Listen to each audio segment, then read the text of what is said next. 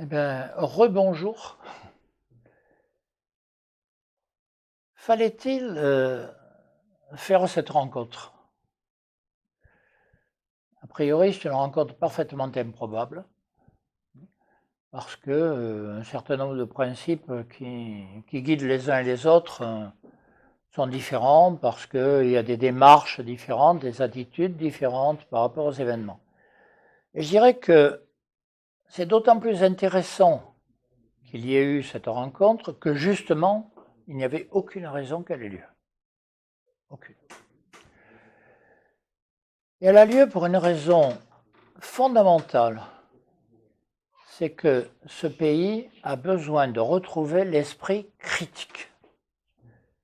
On est totalement inféodé à des pensées, à des manières de voir, à des objectifs qui en général sont parfaitement absurdes, mais qui, paraît-il, sont le fondement, l'alpha et l'oméga de notre vie publique.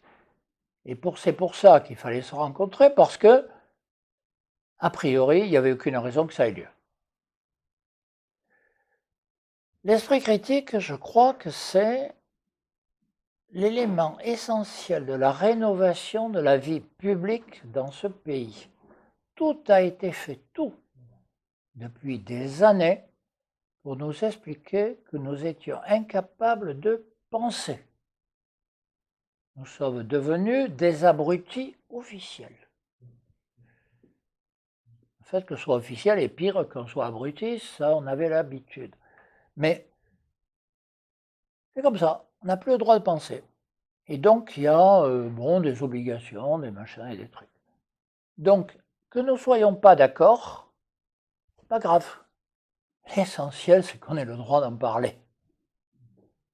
Nous avons le droit d'exister. Et pourquoi nous avons le droit d'en parler? Et c'est pour ça qu'on veut nous empêcher d'en parler, quelles que soient nos différences, qui, si on ne nous empêchait pas, seraient naturelles. On constaterait qu'on n'est pas d'accord, et sans qu'on nous oblige à le dire. Non. On nous oblige à le dire pour nous dire que nous ne sommes pas des citoyens. Et si je pense que nous avons aujourd'hui le droit d'être ensemble et de discuter, c'est parce que je te reconnais comme un citoyen, parce que tu me reconnais comme un citoyen.